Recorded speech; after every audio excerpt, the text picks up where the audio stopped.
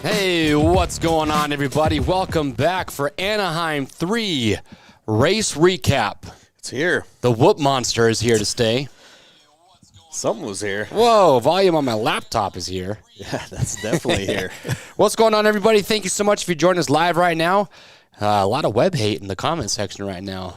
A lot of question marks there. Hate, just questions for sure. Web for wild card. But I'm just saying, wild card is 8th? 9th? This week? Yeah, it's 8th or 9th, right?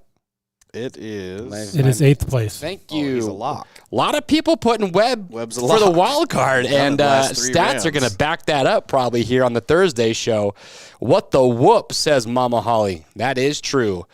Oh, man. But anyway, we got a lot to talk about. Jim Holley, one of our favorite people of all time, he's going to be calling in here in a little bit. Jim's going to give us his thoughts on the race. Saw him in Glendale doing a little track walk fan experience thing. It was pretty cool. Yeah? Yeah. I miss Jim. I know he's a good guy. But anyway, if you're tuning in live, make sure to hit that like button, subscribe if you haven't already. That really helps the show out. And let's dive right into it. So, results from Anaheim 3. Anderson, Tomac, Barsha, Stewart, Muscan. Muscan probably should have been on the podium if he didn't go down the sand. Shane McElrath for the wild card. I had Anstie. He was in 14th. Things were looking good. And Shane somehow dropped. I don't know what happened. I don't know. Back was shuffling quite a bit. So I just thought for sure I had Mookie right. I thought I was going to get Anstie, but I ended up just getting one pick right. How did you do? You said you got Anderson? I got Anderson right. I had the one-off itis on Tomac and Stewart, but I'll take it. Oh, man. My boy Kevin Moran's rodeoed into the main event. We're going to talk more about that in the highlights. He had quite an eventful LCQ. Yeah. But let's just talk about, I guess, player stats real quick. Anything jump out at you, Christian? Yeah, let's go over it. The average score was 41.72, so about 8 points higher than the season average, so a good round. Below average. Awesome. No, it's above average. Above average, bro. I was below average. Oh, yeah. Okay. Yeah. I was below. Can't help that. But still no perfect scores. We did have a 6-week gap with no perfect scores last season. We've got to be getting close, though. It's going to happen. I mean, it's inevitable at this point. 65.25% had at least one pick correct. 11.88 had at least 3 picks correct. So lots of good scores out there. Okay. 66% had 3 of the top 5 riders in their picks in some type of order, so not exactly right. But well, we definitely have a pattern here. We're narrowing in. There's 4 dudes They're starting to separate. Yeah. And it's getting easier to pick, seems like. I mean, only 29% of players picked Anderson compared to win compared to 57 for Tomac. So but for good reason, man. They were 1 and 2. How, dude? Tomac put that one pass on Anderson. We'll show it, but I was like, oh, here we go. It's gonna be a battle, and Tomac backed it off a little bit. If you had Anderson for the win, he stressed you out. Oh, I mean, Tomac was battling him. Then he almost crashed in the last lap like 5 times. He got a little squirrely a few times. I know. I was scared. Chase Sexton was probably the biggest letdown. Over 90% of players had him in their top 5, and he didn't get there. No points. Yeah, just kind of a rough night. Roxon had 40% of players in there. Only 21% of players had Webb in their top 5 for good reason. Well, look at that. That's over double what Barsha had. Really? So Barsha only had 18% picked in the top 5, and he podiumed. So. That wouldn't be double, but good math. 18 to 40 to that's double Roxon, bro. Oh, I thought you were talking about Webb to Barsha. Dog? What? I got a little confused. But he is a little bit less than Webb, which surprised me.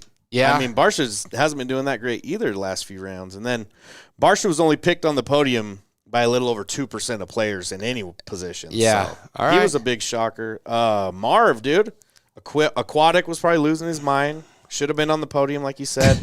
He brought in 12.25% of players in the top 5, and 8% had him in 5th. Wow. So, and then Bogle and Anstey. They both have had about 18% of the wild card pick. Only 5% had McElrath. Like I said, I had Oldenburg. I think Proust did too. So that was over before it Nice began. work, Rod S. He got 86 points this weekend. That's good. That's good. It's a good day. How was your weekend? I think I was in 30 to 60 range. What'd you get? Yeah, I got 34 points, so not my best. But anyway, or 35, I think. Let's talk about 46. Let's throw up the lap chart real quick. See what we notice anything here, Josh. Anderson, Tomac just going 1-2. Man, didn't Tomac pass Anderson for like a second? But couple times, a couple turns. Well, it was like that one turn he passed him. Anderson got him right back, and then we'll get to the highlights here. But I think Tomac, once he started making a couple small mistakes in the whoops, he was like, you know what, dude, second is good. That's what I was just gonna talking back about. it down. Did he just kind of pull back and say second's good? I think a little bit, and I think he did. I think he stayed close enough to Tomac, Just to put Anderson. a little heat on. Put a little heat on, Yep. and make Anderson make sure he couldn't make a big mistake, because Tomac was never more than like 2.5 seconds or so away. Yeah. So if Anderson had made a pretty good mistake, Tomac would have capitalized. But hey, Tomac's riding smart. He's now 12 points up, so he gave a few back to Anderson. Just to but give up 3 ain't that let's bad. do a poll though right now. Tomac or Anderson, who's going to win this thing? So who would you put your money on right now? Tomac. I'm going to ask Jim Holley that. It's no doubt Tomac.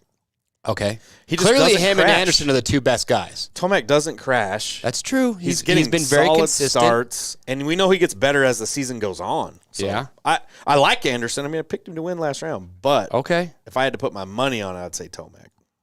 Yeah. Where are you? Where are you on that one?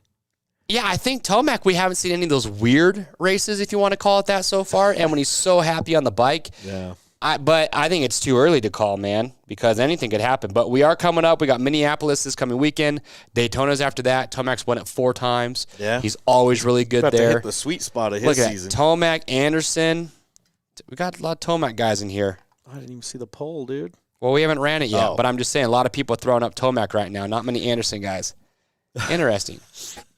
Tomac with the East Coast coming up. Oh, Vince Vreezy's already in there. Is he really? Getting ready to head to 450s this round, too. Oh, Just gonna send that's right. Freezy is going to race 450s on the East Coast. Yep. We should ask. So next 450 rider we get in, we got to be like, so what's the like? I don't know. Do you think they even care? I don't think they're Probably going to not. say anything, honestly. Oh, Now, I don't if you even know. talk Who. to certain retired riders, I'm sure they have a lot to say. The only reason I feel like Anderson might have a leg up on Tomac, Anderson's not afraid to run it in there when the time calls. No, he's not. Like, if it's coming down to the wire, like, I could see him doing, like, just, I don't know.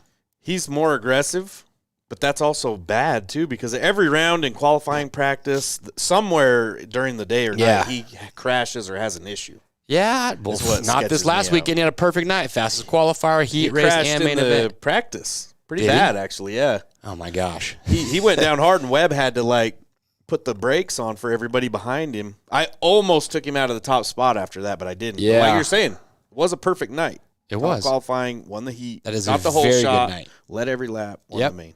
And don't forget, we are giving away tickets to Daytona. We have 20 tickets to give away. So after this video, make sure you comment below after this is done with the live stream. Tell us if you're going to be at Daytona, if you would like to go. Tell us how many tickets you need, and find out if you're going to be selected. Make sure, too, you have your notifications on YouTube. Yeah. So if we comment back to you, you'll get that notification. So be sure to be checking that.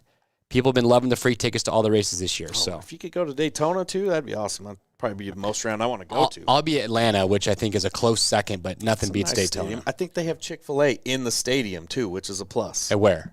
Atlanta. And you know I'm a Chick-fil-A guy. Gotta hit that. Oh, that original chicken sandwich with some I haven't Polynesian ate sauce. breakfast yet. Hey, so check out the poll. Tomac 66% over Anderson, so people are high up on him. Yeah. That's closer than I thought. Tomac's just being consistent, and he doesn't crash a whole lot. So I think it's looking good, man. Okay, overall and weekly point leaderboard for top 10. So the top 3 right now, Brop 1996 still in there. Do you mean Braytona? Oh my gosh. Who said Frozen Gum won? He did win there. He did win it. You can't take that away. But come on, you can't. He wins it one time. You call it Braytona? Yeah, why not? Come on. Dude. And Marv, he's Brayton. that was when Marv had that rough night and just kept crashing. Yeah, he went over the berm and ran into some people. But look at the overall leaderboard. Brop 1996 has 395 points. I'm not even to 200 yet. I'm not either, but I'm close. Wow. Bravest has 387. NJ Moto 811 381. So top 3 are close. So it's top 2 right now, though. What I will see is these guys are getting, like 50, 60 points a round. So Couple don't picks. think these guys are getting 5 picks right every round. It's They're consistently. not doing it. I saw some people are starting to send us in pictures of their standings, and they're in the top 10 or whatever. They're literally getting 1 to 2 picks right. Well, look, let's get into it. Let's talk about some race highlights, starting with the 250 class. Oh, my gosh. Where do we even start? Josh, are these in order right here of what we have them on the screen? Yep. All right. First one. Bummer to see it. Christian Craig during the night show. After this happened, oh my gosh, that just looks so bad. So that was Joe Shimoda trying to catch Garrett Marchbanks for the heat race win. Catches it. That's when you know you can scrub a jump, is when you catch your foot. Yeah. But that was pretty violent. He ended up going out, not racing the main event, which is a bummer. Didn't look good on his neck. Yeah, but props to Marchbanks, though, for getting in there, getting his first heat race win of the year. Yeah. How about just the whoops, Dude, the whoops in general? gnarly. And how about Harriman and his LCQ?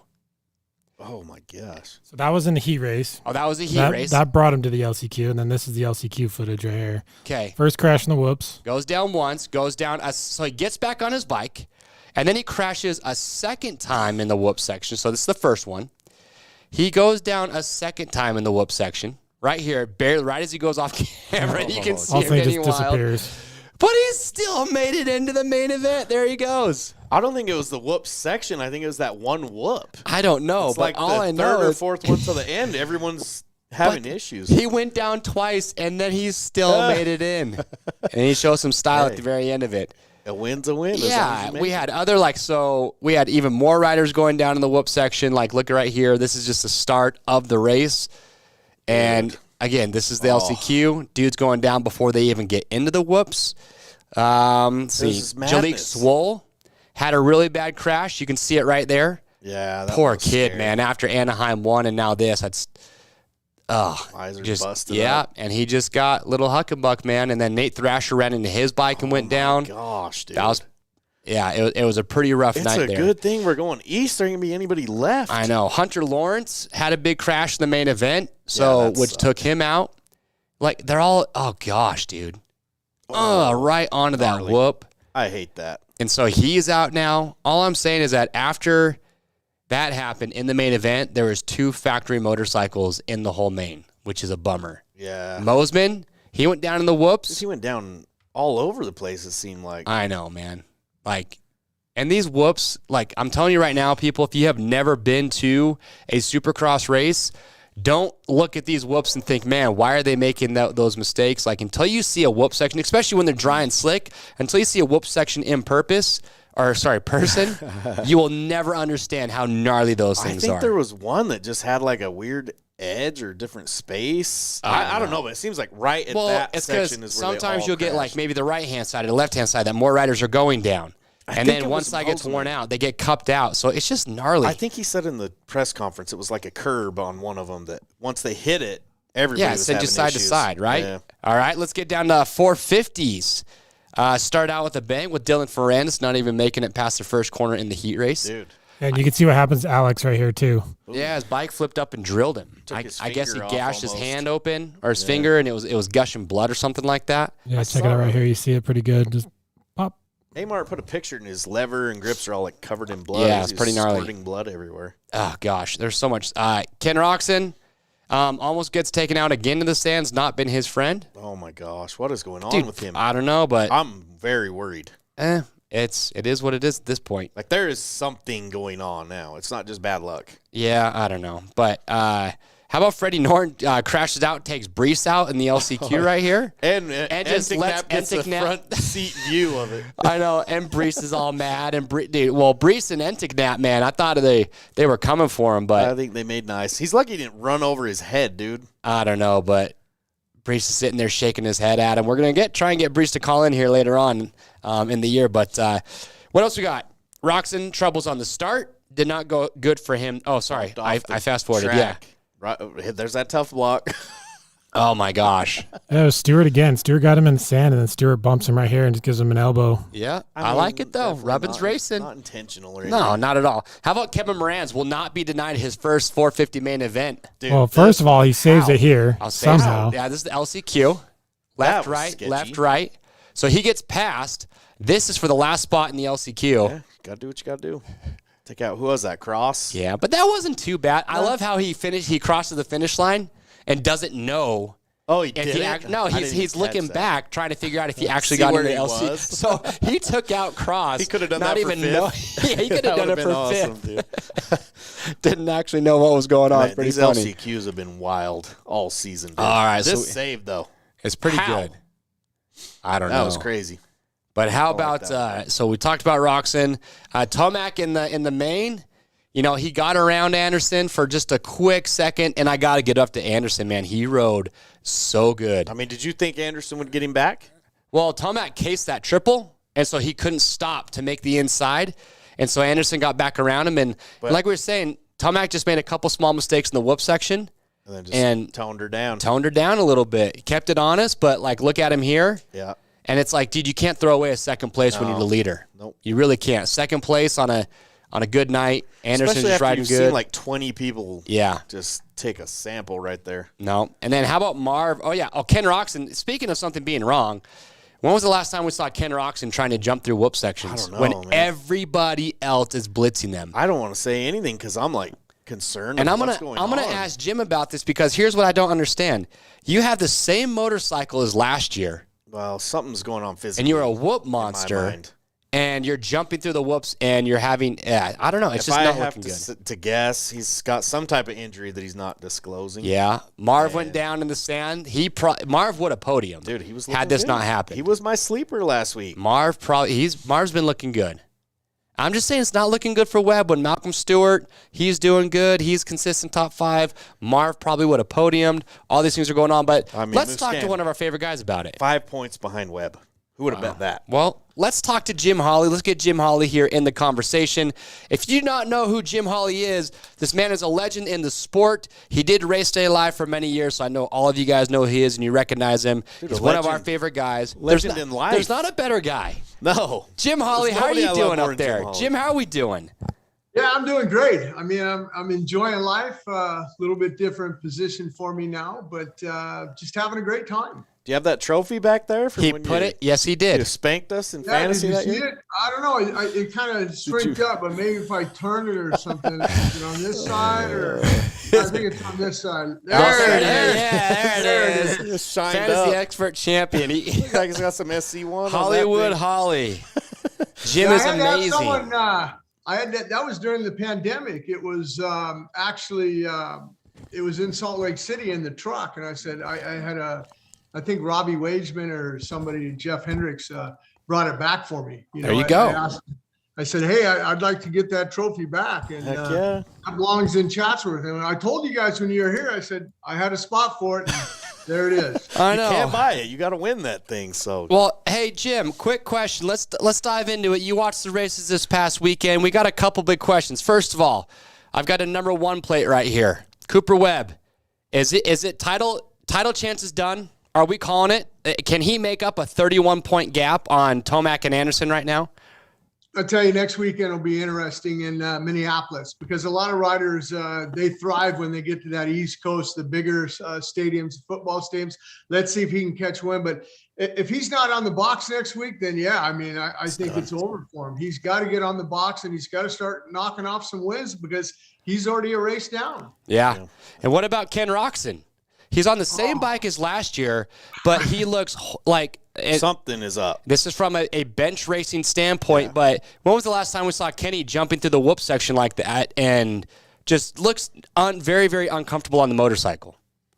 Yeah, I think it's a confidence thing. I just don't think he's confident enough to blitz the whoops there. And, I was watching the video and your guy Anstey was just, blitzing him and making up time on him. And I thought at one point Anstey's going to get by him, but I don't know what's going on with Kenny. I mean, I don't know if, he's got kids now and this and that. He's been around the sport a long time. Is he thinking about, well, maybe I'm going to get hurt, but he came out at Anaheim and won the opener. He looked great, and you're thinking, okay, Kenny's back. But, man, these last few rounds have been horrible for him. Yeah. So, yeah, it's kind of interesting. But, props to Marv and Malcolm Stewart. He's been making a big splash this year, consistent top 5 guy, which has been awesome to see. And that's another point when I think about Webb. It can't be looking good for him when Malcolm Stewart's consistently up in the top 5. Marv's beating him on some weekends. So, yeah, I don't know. It's just kind of interesting to see. I don't know if going back east is going to make up the difference of being 8th place multiple weeks in a row and now you're just on top of the box, but I don't know. We'll see. Maybe that makes a big enough change. I don't want to write him off yet. We'll have to see. I mean, I was in Glendale and I got a chance to watch Malcolm. And I knew Malcolm was going to do good that night. Ended up second, his best finish. He's had some great rides there, and then he's also had some rides where he broke his femur that time in the woods there too. But Malcolm's going to win one this year, maybe a couple of them. He's chomping at the bit. I'd like to see him get a little bit. I'd like to see him hole shot and see what he does with the pressure of those first couple laps, because those first couple laps, you got to throw down the gauntlet and you got to go. Mm-hmm. Okay. Now, we were talking about this a little bit earlier. You think if you're Tomac or Anderson right now, and you had to choose, and I know it's still early, you think Tomac's in the driver's seat right now, or do you think Anderson's got something for him?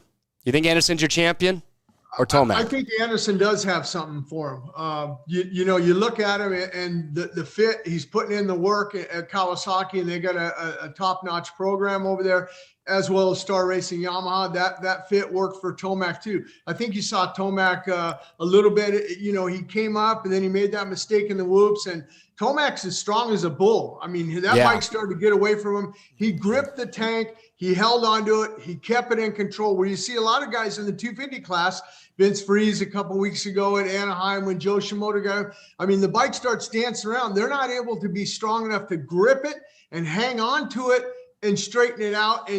But I think that right there, Tomac said, hey, there's my limit in the whoops. I got to make sure I'm leading this championship. I think that he went into championship mode and goes, you know what?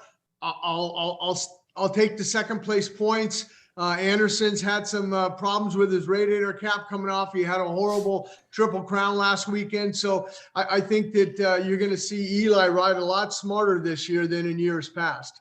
All right. I like it. And yeah, I think Tomac, not only is he happy on the bike, he's looking good, but obviously he's a veteran, so he knows that second place for him, I think, was plenty good enough for him on one of those nights where the track could come up and bite you pretty quickly. But I mean, he's got a decent points lead, and his starts are as good as they've ever been. Yeah. I don't know why he'd be worried. A lot of people saying that Tomac got good starts at the Triple Crown because he could see the guy in the doghouse, but comes out in that main event and rips off a second-place start. So that's scary for the competition. That's scary. And in Phoenix, because I haven't been to a Supercross race in a couple of years since I retired. COVID came around, and I just got tired of, traveling 17 weeks. And, I mean, you did it professionally as a kid when you're 16 years old. Then I ran the team for Yamaha Japan. Then I got into the broadcasting for 20 years. I got a couple grandkids. I'm 61 years old now. It's time to do something else in my life. But it was nice to go back to Glendale and talk to a lot of guys. I did talk to John Tomac, and I asked him, hey, are you guys using the hydraulic clutch? He says, no, Eli's using a conventional clutch. And I thought that, some guys at Yamaha like hydraulic, some like conventional, and it's working. Whatever's working for Eli, don't change anything right now as far as the starts go. And I think that was a lot of problems, maybe at Kawasaki. They always wanted to try and they're always trying to make the bike better and changing things. And I'm a firm believer. If the bike's working, just leave it. Yeah. Well, I think they were talking about on the broadcast a few weeks ago how Tomac in the preseason or off season, if you want to call it that, his mechanic was wanting to test out all this stuff and make all these changes, and Tomac just said no. There's no point, because come Anaheim 1, we're just going to go and run around with our heads cut off anyway. We have a good package. We're going to leave it alone. And after Anaheim 1, then we'll reevaluate. But when Tomac's saying that he's not making any bike changes, that he's completely happy with it, it gets scary for the rest of the competition. Here's a question, too. The whoops, I heard, and you have a lot of experience with this, we've seen some pretty big whoops throughout the year. And I actually heard, I don't know if you've heard this or not, but they were planning to do, so you can do the whoops with a loader and a dozer. Am I correct? There's 2 different machines that do them, right?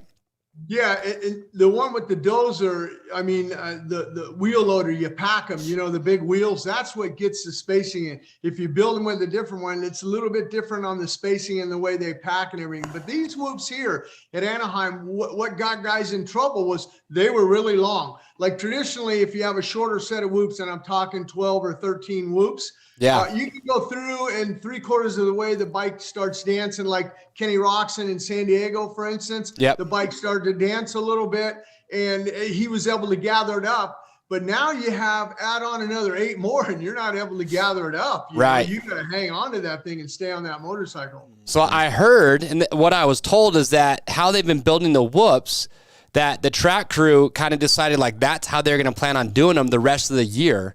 So I'm kind of curious if that is true, and I'm kind of curious to see how that does, because, with Webb and some of these guys, I think maybe Webb with the bike or some of these guys saying it's not that great in the whoops.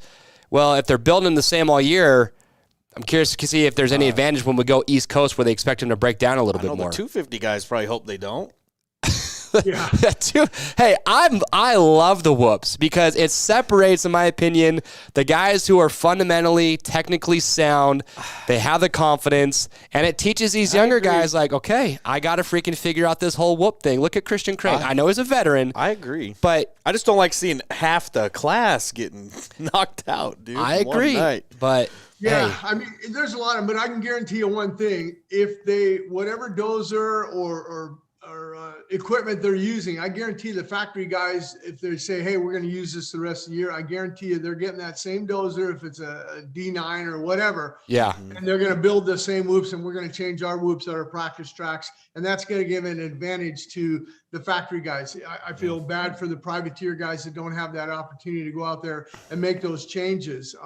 Years ago, I really liked it, and it was a cost thing for Feld. When they let the privateers go out and they practiced on Friday, just those guys, or it might have been Thursday, I can't remember, but it was too much. The track was breaking down. They have more, the Dirtworks guys were saying, hey, this is too much.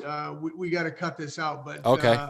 I feel bad for those guys, but it makes for great last chance racing. That's oh my gosh, Kevin, or Harriman going down twice in the whoop, still making the main event. No, it was the highlight of the night for sure. So Jim, we're heading into Minneapolis.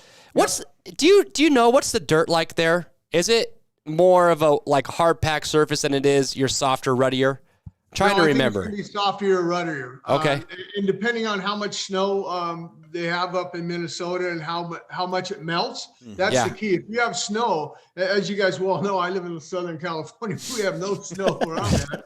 But if you have a lot of snow and it stays on top, you're able to scrape that off. But if the snow starts to melt, then that water goes down into the dirt, and that dirt is wet when they bring it in. And there's no sun, there's no wind to dry it out. So I don't know how much weather they've had in Minneapolis. A lot of times, and you guys both know, Chase and Kristen, on the track walks, when you walk, you can kind of walk and you can see it's spongy, and you can feel yourself like on springs, and you go, well, this one is not going to dry out. It's going to be spongy and it's going to be ruddy. Okay. Now, going into this weekend, Jim, we got to get your thoughts with, I feel like Anderson, Tomac, it's hard to make an argument for Chase Sexton. I thought we were going to see a little bit more consistency out of him. His ride this last weekend, I think, was very under par for what people are starting to expect from him. So right now, I think it's Tomac, Anderson are kind of starting to separate themselves. Do you give an advantage to either one of these two guys, or maybe a Sexton coming this weekend? Maybe Barcia's heating up. Barcia rips a whole shot, no reason he couldn't win. Yeah.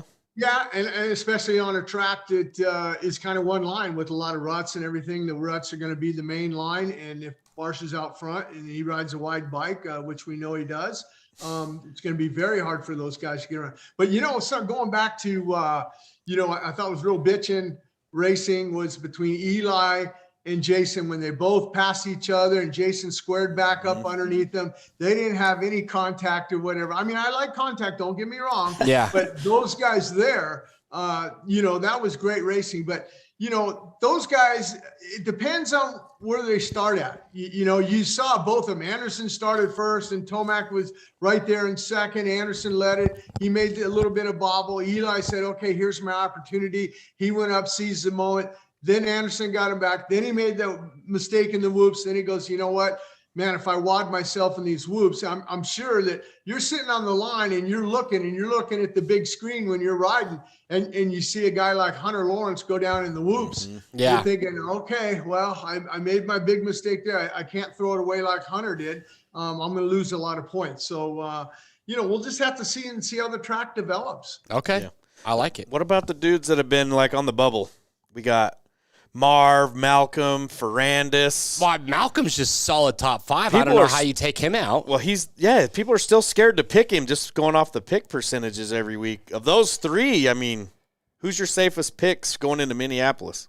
Well, I mean, if you look at Marvin, and I got to go back to Indianapolis. How many Indianapolises has he won and how ruddy are those tracks and everything? Marvin is very good. He is very good on picking different lines. I watched him in Indianapolis years ago and everybody was going in the rut. The rut kept getting deeper and deeper. Marvin went to the inside and made his own rut. Nobody picked up on it and that rut didn't get deep. Develop, right? Because you don't have you have 21 other guys going in one rut and Marvin's only going in this one.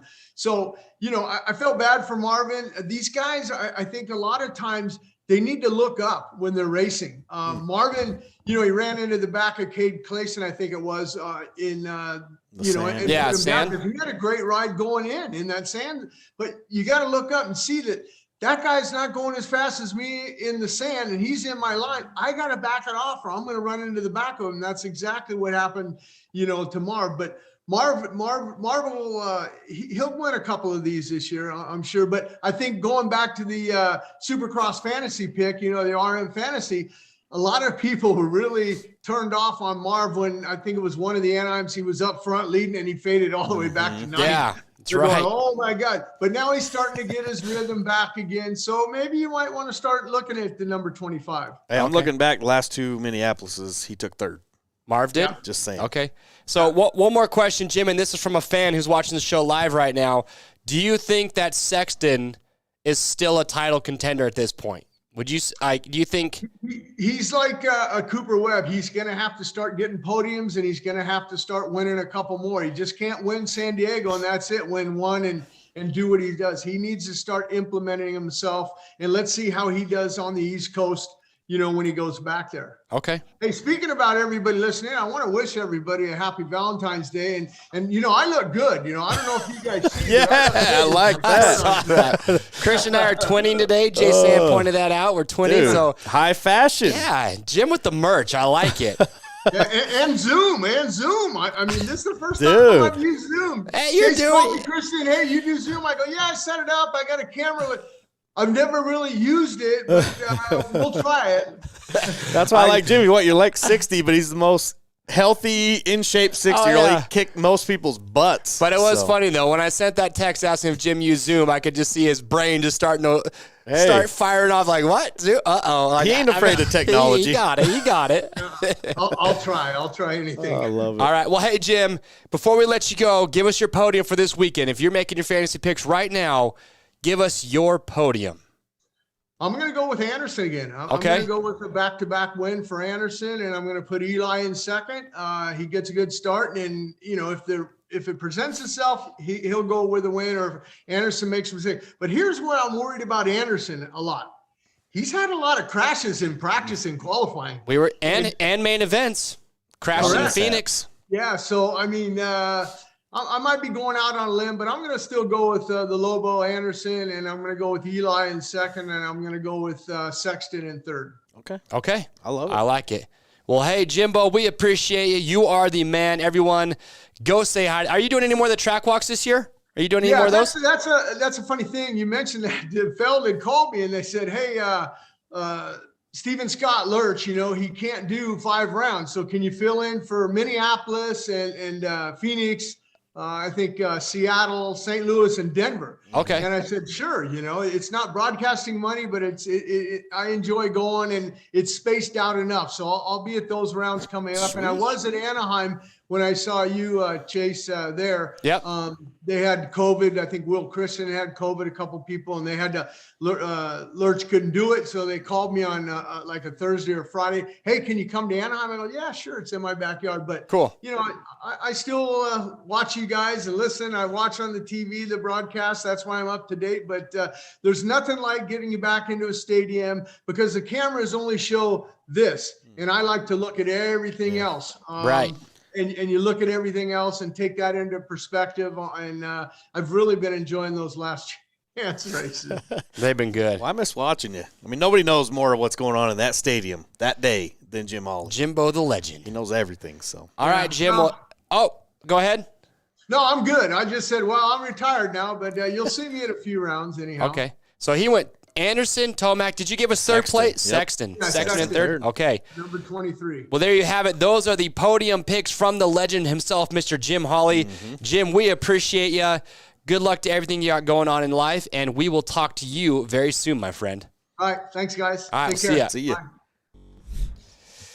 God, I miss Jim. We got a lot of Jim lovers in here, too. How can you not? Someone said Barsh is going to win it all. Are you talking title, Billy Arsenault? I don't know. He's like 40 points down, so mathematically Let's throw some money on about that. near impossible. Let's throw some money on that. All right, well, look, we got through all the highlights. Hey, you had this thing on here about Josh Hill. Did he crash in qualifying or something? He got ambulanced out. It was not good. And what happened? I Ended up haven't with a seen the video of dislocated it, hip, but- a fractured pelvis. Yeah. That hurts. Gosh. Sucks for Hill, dude. He was doing good. For coming back off the couch, I mean, the dude Off can the race couch, yeah. anything. Electric bikes. He's a past Supercross winner. So Oh, man. Well, hey, yeah, he's listen, out if you're wondering where he is. listen up, too. Before we go, we do have some memes. We're going to talk about prizes here in just a minute, but we do have some of our favorite memes that we want to throw up on the board today just because they're so freaking good. So let's get them up here. Let's talk about some memes. You know he was giving him the no. Fried Nation was loving it. Oh, dude. that is pretty good. That one I liked. What other ones we have up here? It's all right. I got 4 in the top 5.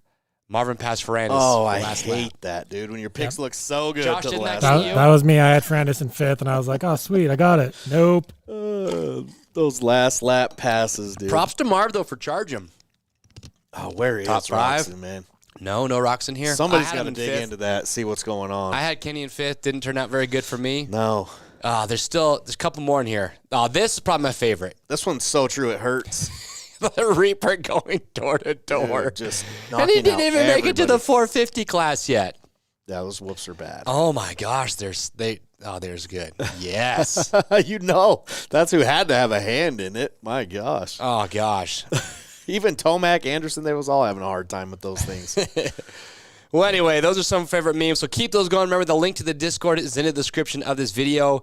Click on that. Join the Discord. We're always on there chatting. That's where you can submit your memes. Also, Yep. Dr. JB, shout out to our stats guy who's helping us out with that. He's Killing always it. putting some good stuff on there. And remember, too, that this Thursday, we got a good caller, Christian Craig. Oh, that's huge. Christian Craig is calling in. They're on their 5-week break. So we're going to have some good questions for him. You can put in the Discord or even this video if you have good questions for Craig that you want to ask or you want us to ask him. We're always looking for good insight and good question ideas from you guys. That'd Prizes. be a good one, dude. Let's do it. Prizes. What do we got this week? Round 7 weekly prizes. First place, you're taking home an MSR gear set, full gear set, and a helmet. And then we got Fast House full gear set as well from Fast House minus the helmet. O'Neill Racing, you're getting a 10 Series helmet in 3rd. Bridgestone Battlecross tires for 4th place. Fastway Air EXT motorcycle foot pegs. I've used those. They rock. Pro Taper Cella device. 2 sets of their swivel hook carabiner soft loop tie downs. We got LSU Silver Evil helmet for 7th. Skosh portable power jump starter and boom bottle. Fly Racing protection package, and a Revel Race, which is a Revel Race CE roost guard and a Barricade Light knee pads. need guards, excuse me. A Cherry's $150 spending spree, and of course 90 Rocky Mountain AT&T gift cards. And that's just this round. Of course, the grand prizes. And remember, though, if you want to win one of those weekly prizes, you should probably have your picks in right now and then not touch them. Yeah, it's a good move to do anyways. What do you got here? Grand prizes, we always got the 2022 KTM 450 SXF to the top scorer. Second place, KTM 250 SX. Then we got Dunlop MX33 tires for a year, $3,000 Rocky Mountain ATVMC spending spree, Alpine Stars gear and casual spending spree, Motion Pro tool and accessory package, Fly Racing head-to-toe kit, Day 6 stability cycles and accessories, Milestone video games, the new Supercross, console and TV, and then $1,000 spending spree with Oakley for 10th place. So many prizes. All right. Gotta get signed up. Get in there. And remember, hit that like button if you're watching this right now. Get in there, subscribe, go to RMFantasysX.com. Remember, too, Daytona's just 2 weeks away.